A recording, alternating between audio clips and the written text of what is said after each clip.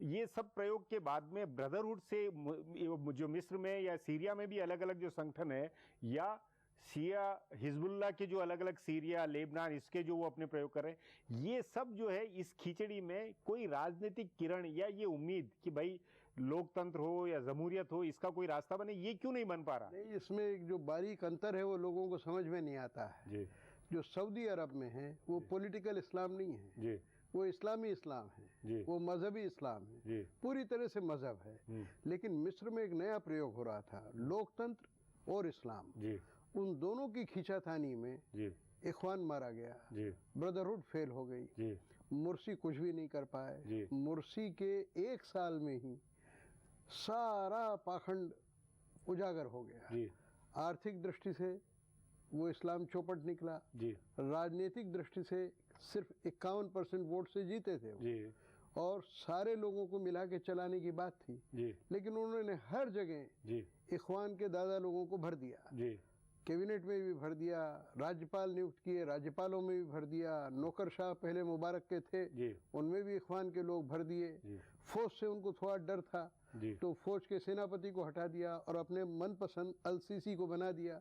लेकिन उस अल सीसी ने ही मजबूर होके, मैं ये नहीं कहूँगा कि उसके दांत को खून लग गया था, लेकिन मजबूर होके उसे मुर्सी को हटाना पड़ा। नहीं, लेकिन उसकी वजह मतलब ये कि ब्रदरहुड के लोगों को चारों तरफ बैठाने के कारण ये गड़बड़ हुई, या एक ये भी दूसरा है कि भाई तुर्की जैसे है कि वो एक जमहूरियत और एक वो पॉलिटिकल इस्लाम की एक तुर्की एक अलग मिसाल बन सकता है, वैसा इजिप्ट में ब्रदरहुड वालों ने क्यों नहीं? उसकी राजनीतिक दर्शन में क्या फर्क है? देखिए, उसका कारण ये है कि तुर्की में फौज का पाया बड़ा मजबूत है और उसके पहले लोकतंत्र की एक रवायत वहाँ रही है।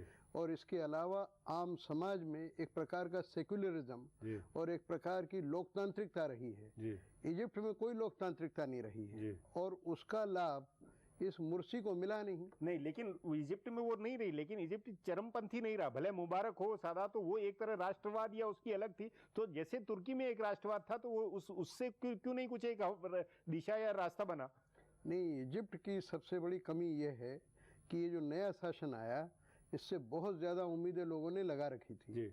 न रोजगार का मामला हल हुआ, न आप समझो कि उत्पादन बढ़ा, न महंगाई घटी, बल्कि उल्टा हो गया।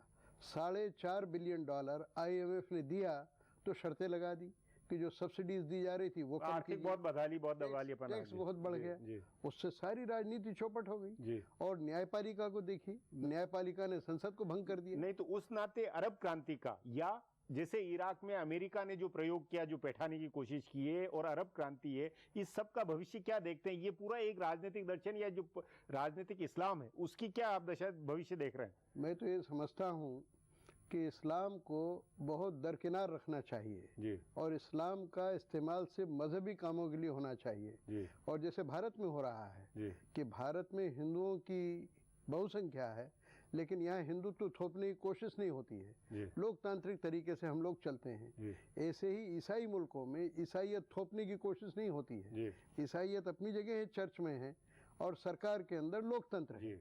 ऐसे दोनों का डिवीजन अलग अलग साफ सुफ है, साफ सुफ होना चाहिए, कहीं मेल मिलाप भी हो। नहीं वैदिक जी, तुर्की के अंदर ये हुआ कि राज्य अलग, धर्म अलग, वहां इस्लाम को भी अलग रखते हुए एक व्यवस्था बनी। उसको, उस मॉडल को बाकी इस्लामी देश, बाकी अरब कंट्री या बाकी दूसरे देश क्यों नहीं अपना पाए? क्योंकि दूसरे देशों में वैसी परंपरा नहीं रही जैसी तुर्की में रही। नहीं, पर तुर्की तो एक वक्त इस्लामी ओटोमन का वो साम्राज्य था, वो एक व्यक्ति ने आके उसको चेंज बदला। वो जो अतातुर्क ने एक पृष्ठभूमि बनाई, उस पृष्ठभूमि का लाभ इस इस्लामी व्यवस्था को भी मिल रहा है। ये नाम की तो इस्लामी है व्यवस्था, लेकिन जरा मर्यादा से वो इधर उधर होते हैं, उल्लंघन करते हैं, समाज और फौज दोनों उठ खड़े होते हैं। लेकिन इन मुल्कों में क्या है, इन मुल्कों में न तो फौज का पूरा काबू है, न समाज उस तरह से ढला हुआ है जैसे कि तुर्की का समाज अतातुर्क के नेतृत्व में ढला हुआ था।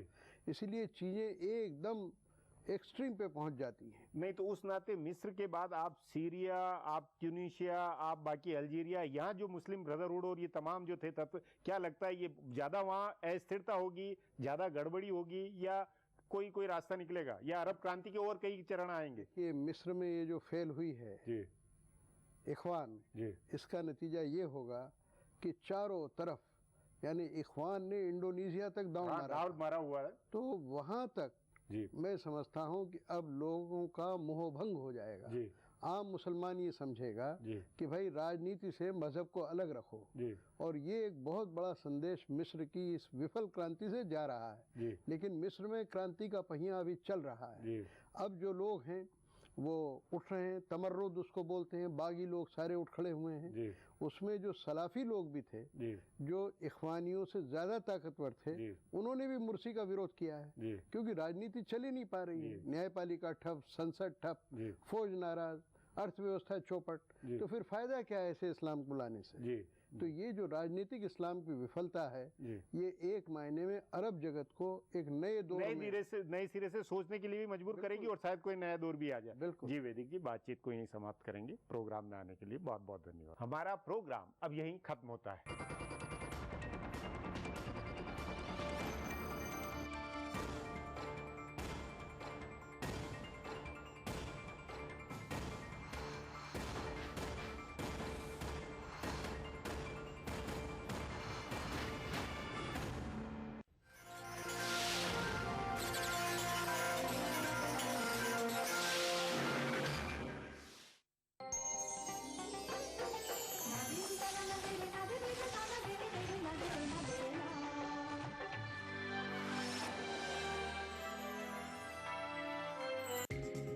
ईटीवी उर्दू पर अगला प्रोग्राम आलमी मंजर को पेश करने में ताउन कर रहे हैं अहमद एंड कंपनी का पैशन 4। बंगर सीमेंट, सस्ता नहीं सबसे अच्छा। मेलाज स्किन क्रीम, एली फार्मास्यूटिकल्स द्वारा निर्मित।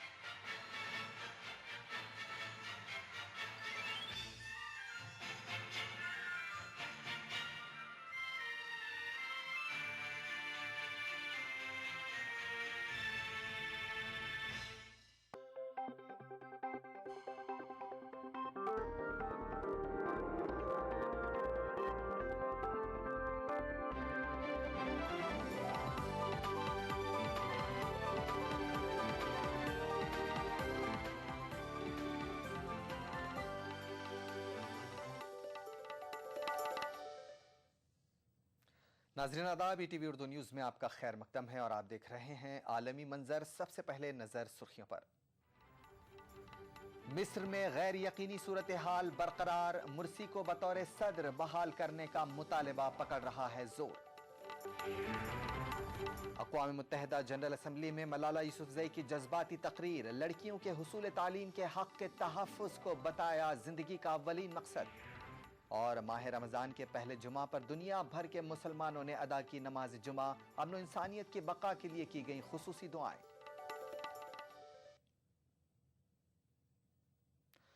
मिस्र की गैर यकीनी सियासी सूरत हाल ने मुल्क के अवाम को भी मुनक़सिम कर दिया है। एक जानिब फ़ौज की जानिब से बरतरफ किए गए सदर मोहम्मद मुर्सी की सदर की हैसियत से बहाली का मुतालिबा जोर पकड़ता जा रहा है, तो दूसरी तरफ मुर्सी को बरतरफ किए जाने के हक़ में मुहिम चलाने वाले भी रैलियों का मंसूबा बना रहे हैं। माह रमज़ान के पहले जुमा को काहिरा में मुर्सी के हामियों ने अपना मुजाहिरा जारी रखा और मुर्सी को बरतरफ किए जाने की फ़ौजी कार्रवाई के ख़िलाफ़ अपने गम और गुस्से का इजहार किया। मुर्सी के हामियों का कहना है कि मिस्र की फ़ौज ने हुकूमत, इंतखाबात और अवामी राय का मजाक उड़ाया है। इख्वानुल मुस्लिमून ने इस अज़्म का इआदा किया है कि उस वक्त तक एहतजाज जारी रखा जाएगा जब तक कि मोहम्मद मुर्सी को फिर से मुल्क के सदर की हैसियत से बहाल नहीं किया जाता। وكل الناس اللي موجوده هنا في الميدان مطلبها واضح وصريح، هي عوده الشرعيه. هم خانوا الشرعيه وخانوا الصندوق وخانوا الشعب وخانوا ضمير الشعب. فبتمنى طبعا رجوع الرئيس مرسي مره ثانيه.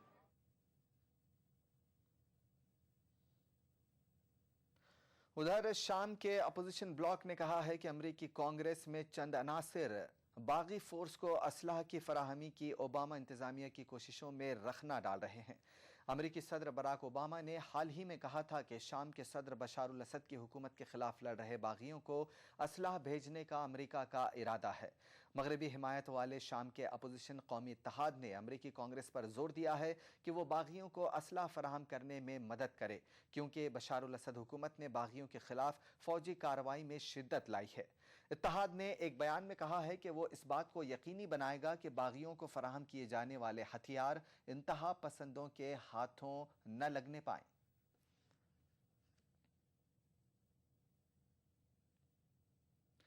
मलाला यूसुफजई ने तालीम को बच्चों का हक करार दिया है। मलाला ने अक़वाम मुत्तहिदा जनरल असम्बली से खिताब करते हुए हर बच्चे की तालीम के लिए अपनी जिद्दोजहद जारी रखने का अज़्म जाहिर किया। उन्होंने कहा कि दुनिया के तमाम मसाइल का हल हुसूल तालीम के ज़रिए ही हो सकता है। मलाला अपनी 16वीं सालगिरह के मौके पर अक़वाम मुत्तहिदा की जानिब से मुनक़्क़िदा खुसूसी इजलास से खिताब कर रही थीं। ख्याल रहे कि अक़वाम मुत्तहिदा ने मलाला के यौम पैदाइश को वर्ल्ड मलाला डे करार दिया है। वाज़ेह रहे कि गुज़िश्ता साल पाकिस्तान की वादी सौत में तालिबान के हमले में मलाला यूसुफजई शदीद तौर पर जख्मी हुई थी।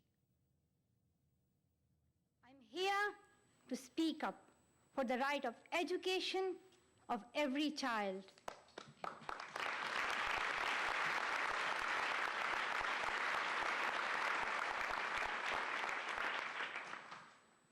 I want education for the sons and daughters of the Taliban and all the terrorists and extremists. I do not even hate the Talib who shot me. Even if there is a gun in my hand and he stands in front of me, I would not shoot him. This is the compassion that I have learned from Muhammad, the Prophet of Mercy, and Jesus Christ and Lord Buddha. This is the legacy of change that I have inherited from Martin Luther King, Nelson Mandela. This is the philosophy of non-violence that I have learned from Gandhiji, Bacha Khan, and Mother Teresa. And this is the forgiveness that I have learned from my father and from my mother. And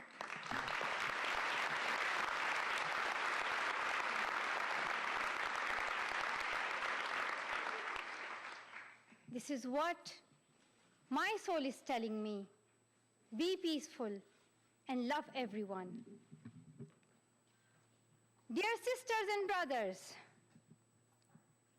we realize the importance of light when we see darkness. We realize the importance of our voice when we are silenced. In the same way, when we were in Swat, the north of Pakistan, we realized the importance of pens and books when we saw the guns. The wise saying, the pen is mightier than sword, was true. The extremists were and they are afraid of books and pens. The power of education frightens them. They are afraid of women. The power of the voice of women frightens them. And that is why they killed 14 innocent students in the recent attack in Quetta. And that is why they killed female teachers and polio workers in Khyber Pakhtunkhwa. That is why they're blasting schools every day, because they were and they are afraid of change, afraid of equality that we will bring into our society. And I remember that there was a boy in our school who was asked by a journalist, why are the Taliban against education? He answered very simply by pointing to his book. He said, a Talib doesn't know what is written inside this book. They think that God is a tiny little conservative being who'd send girls to the hell just because of going to school. The terrorists are misusing the name of Islam and Pashtun society for their own personal benefits.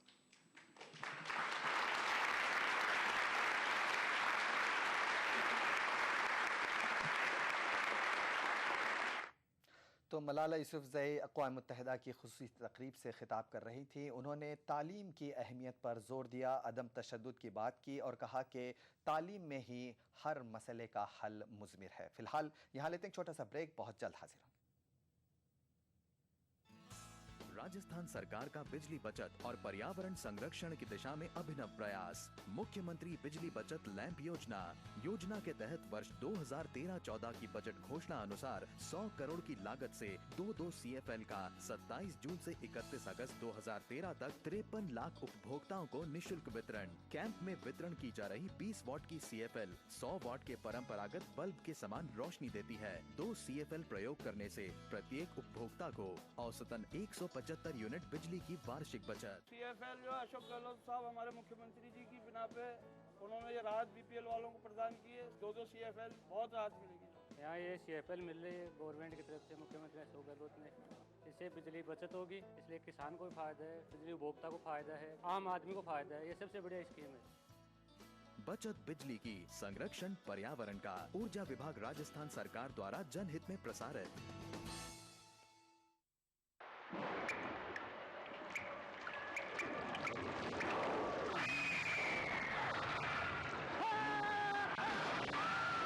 अगर cement जंग रोधक न हो तो जानलेवा हो सकता है। Shri ultra red oxide, Bharat का एकमात्र जंग रोधक सीमेंट।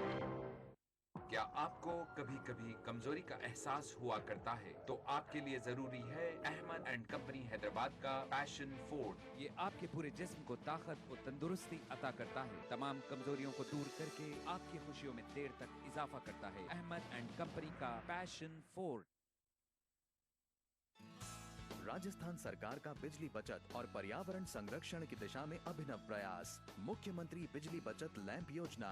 योजना के तहत वर्ष 2013-14 की बजट घोषणा अनुसार 100 करोड़ की लागत से 2 CFL का 27 जून से 31 अगस्त 2013 तक 53 लाख उपभोक्ताओं को निशुल्क वितरण। कैंप में वितरण की जा रही 20 वॉट की CFL 100 वॉट के परंपरागत बल्ब के समान रोशनी देती है। 2 CFL प्रयोग करने से प्रत्येक उपभोक्ता को औसतन 175 यूनिट बिजली की वार्षिक बचत। CFL जो अशोक गहलोत साहब हमारे मुख्यमंत्री जी की बिना पे उन्होंने ये राहत BPL वालों को प्रदान की है। 2 CFL बहुत राहत मिलेगी। यहाँ ये CFL मिल रही है गवर्नमेंट की तरफ से, मुख्यमंत्री अशोक गहलोत ने।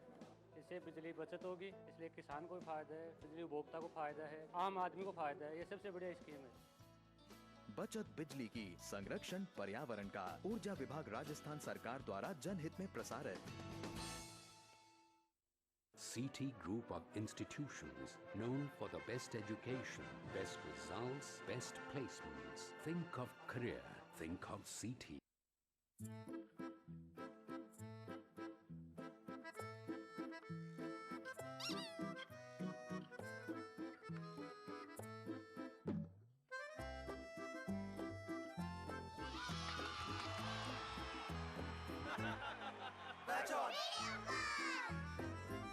शहरी समस्याओं के निराकरण की दशा में प्रशासन शहरों के संग महाअभियान के तहत 3 लाख से अधिक प्रकरणों के निराकरण के साथ ही राज्य सरकार का कृषि भूमि के अकृषि परियोजनार्थ उपयोग व रूपांतरण की प्रक्रिया के सरलीकरण हेतु ऐतिहासिक निर्णय।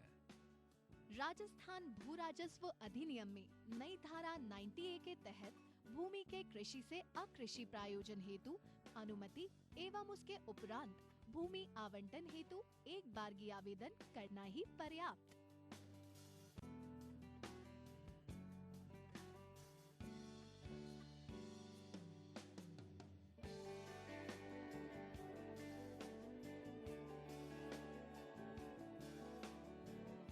आवेदन पत्र का निस्तारण 45 दिन में प्राधिकृत अधिकारी द्वारा करना अनिवार्य। ऐसा न होने की दिशा में 3 दिन में उच्चतर अधिकारी को मय कारण के पत्रावली अग्रेषित करने के निर्देश। अब होंगे निस्तारण, नियमितीकरण एवं आवंटन के प्रकरण निश्चित समय में। नगरीय विकास, आवासन एवं स्वायत्त शासन विभाग द्वारा जनहित में प्रसारित। दूर से ही अपने आने का पता देते हैं, हम खुशबू के मुसाफिर हैं जहां महकाते हैं।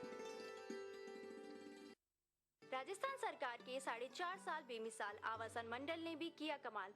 राज्य भर में 25,000 से ज्यादा मकानों का कुशल इंजीनियरों की देखरेख में निर्माण कर हर वर्ग के साथ ही गरीबों को भी दी अपने घर की सौगात।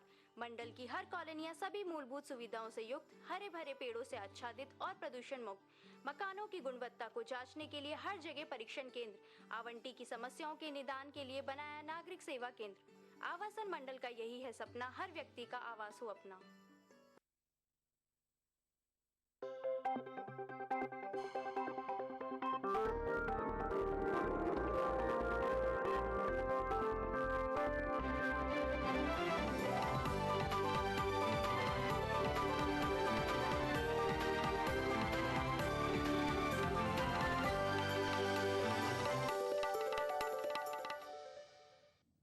ब्रेक के बाद आलमी मंजर में एक बार फिर आपका खैर मकदम है और अब बात करते हैं रमज़ानुल मुबारक के।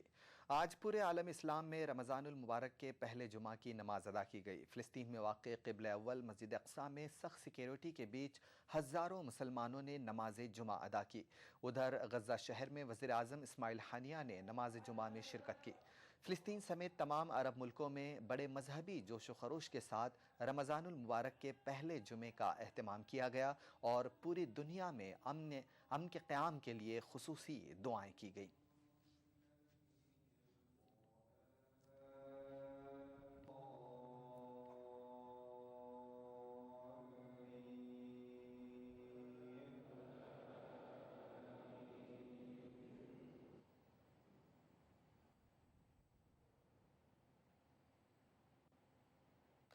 रमज़ान के पहले जुमा के मौके पर यरूशलेम में सिक्योरिटी के सख्त इंतजामात किए गए। मगरबी किनारे को यरूशलेम से जोड़ने वाली कलंदिया क्रॉसिंग पर खुसूसी निगहदाश्त रखी जा रही है, क्योंकि माह रमज़ान में बड़ी तादाद में फ़िलिस्तीनी बाशिंदे कलंदिया क्रॉसिंग से ही बैतुल मुक़द्दस में दाखिल होते हैं।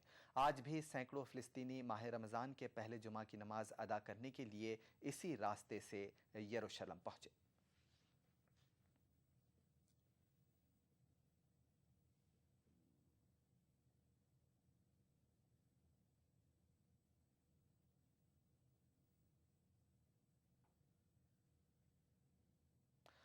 पाकिस्तान के पंजाब सूबे में एक सड़क हादसे में 10 अफराद हलाक और 1 दर्जन जख्मी हो गए। हादसा उस वक्त पेश आया जब मुसाफिरों से भरी एक प्राइवेट गाड़ी उलट गई। ड्राइवर के खतरनाक तरीके से मोड़ काटने के दौरान गाड़ी कंट्रोल से बाहर होने की वजह से ये हादसा पेश आया। बचाव और दीगर इमदादी टीमें फौरी तौर पर जाए हादसा पहुंची और जख्मियों को चकवाल के जिला सदर अस्पताल मुंतकिल किया गया। पाकिस्तान के साबिक फौजी हुक्मरान परवेज़ मुशर्रफ की मुश्किलात बढ़ती जा रही हैं। इस्लामाबाद हाई कोर्ट ने हुक्म दिया है कि लाल मस्जिद ऑपरेशन में मुशर्रफ के मुबैना तौर पर मुलविस होने के लिए उनके खिलाफ केस रजिस्टर्ड किया जाए।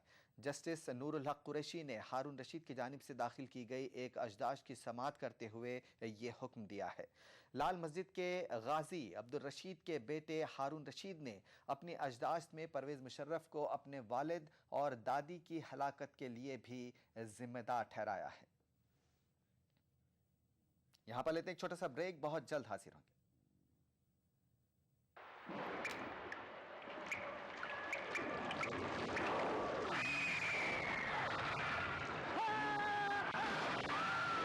अगर सीमेंट जंग रोधक न हो तो जानलेवा हो सकता है। Shri ultra red oxide, Bharat का एकमात्र जंग रोधक सीमेंट।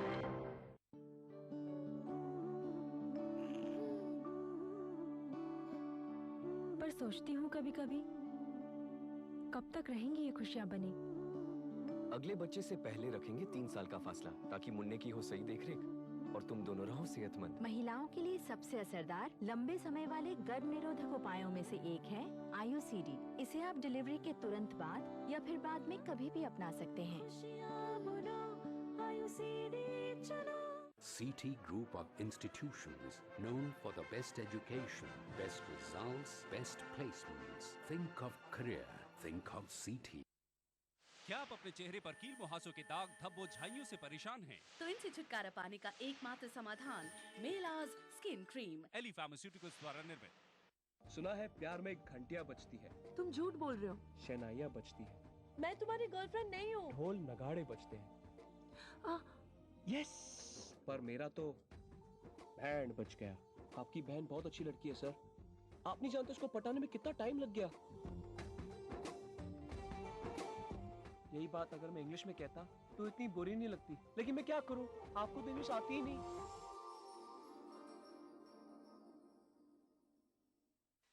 फिजाओं को बहकाए, बहारों को महकाए जन्नतुल फिरदौस की खुशबू, बेमिसाल इत्र जन्नतुल फिरदौस। शेरदिल जवान मर्दों के लिए जानदार और शानदार जिम वेस्ट, शेरा फिफ्थ लाइन जिम वेस्ट। दीवाना बना दे। कोई जरूरत नहीं है जांच वाच कराने की, 2 महीने भी नहीं हुए हैं गर्भ। फिर ये कैसे पता चलेगा कि माँ और बच्चा दोनों ठीक हैं? चांस क्यों लेना? क्या चांस? वो देखो परसों से सुनती आ रही हूँ, इसे ठीक करवा लीजिए। कभी सिर पे गिर गया तो कुछ नहीं होगा, कोई जांच कराने की जरूरत नहीं। बहू जांच करा ले। प्रसव के पहले माँ की कम से कम 4 बार जांच अवश्य कराएं। ये सेवाएं बिल्कुल मुफ्त है। चांस क्यों लेना? कभी छोटी सी शरारत बन जाए आफत और जिंदगी इज गुड। टीटी इनोवेयर, टीटी इज गुड। राजस्थान सरकार के 4.5 साल बेमिसाल आवासन मंडल ने भी किया कमाल। राज्य भर में 25,000 से ज्यादा मकानों का कुशल इंजीनियरों की देखरेख में निर्माण कर हर वर्ग के साथ ही गरीबों को भी दी अपने घर की सौगात। मंडल की हर कॉलोनियां सभी मूलभूत सुविधाओं से युक्त, हरे भरे पेड़ों से आच्छादित और प्रदूषण मुक्त। मकानों की गुणवत्ता को जांचने के लिए हर जगह परीक्षण केंद्र, आवंटी की समस्याओं के निदान के लिए बनाया नागरिक सेवा केंद्र। आवासन मंडल का यही है सपना, हर व्यक्ति का आवास हो अपना।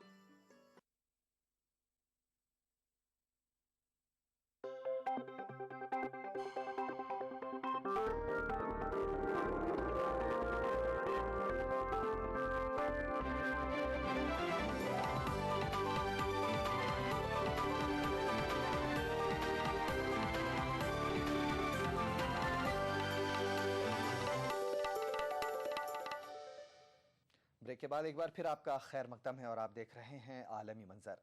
ईरान ने एक जिला वतन अपोजिशन ग्रुप के इस इल्ज़ाम को मुस्तरद कर दिया है कि ईरान ने तेहरान सूबे में दामावन के कस्बे के नज़दीक एक पहाड़ में एक पोशीदा न्यूक्लियाई साइट की तामीर की है।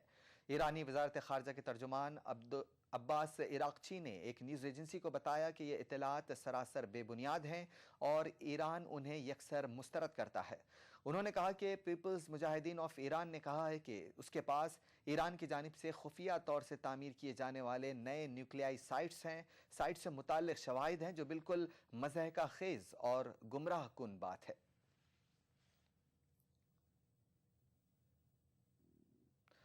चीन के जुनूबी शहर जियांगमेन में सैकड़ों लोग सड़कों पर उतर आए और यूरेनियम प्रोसेसिंग प्लांट कायम करने के हुकूमत के मंसूबे के खिलाफ मुजाहरा किया। इस माह के शुरू में बताया गया था कि इस शहर की 230 हेक्टेयर अराजी पर हुकूमत एक यूरेनियम प्रोसेसिंग प्लांट कायम करने जा रही है। हुकूमत के इस मंसूबे के खिलाफ नारेबाजी करते हुए एहतजाजियों ने लोकल सरकारी इमारत की जानिब मार्च किया, ताहम पुलिस ने इमारत की सिक्योरिटी का सख्त बंदोबस्त कर रखा था।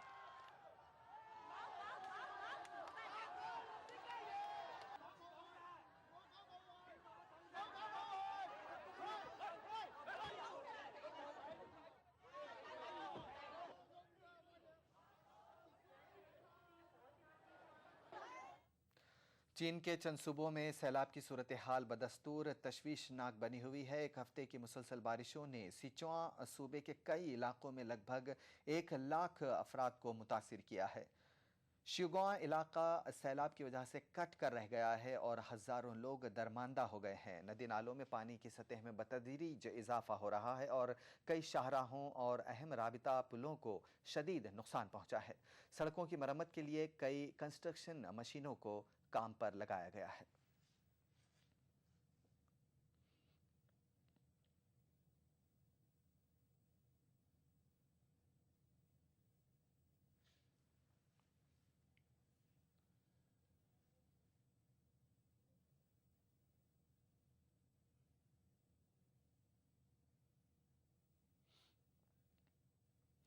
उधर नेपाल में सैलाब और मिट्टी के तूदे खिसकने के सबब गुज़िश्ता चंद रोज़ के दौरान 61 अफराद हलाक हो चुके हैं। सिर्फ आज ही 11 से ज़्यादा अफराद के हलाक होने की इत्तला है। नेपाल के कई मगरबी अजला में सैलाब ने ज़्यादा तबाही मचाई है। नेपाल की वजारत दाखिला के मुताबिक सैलाब से तकरीबन 12,000 अफराद बेघर हुए हैं और तकरीबन 900 मकानात मुकम्मल तौर पर तबाह हो गए हैं।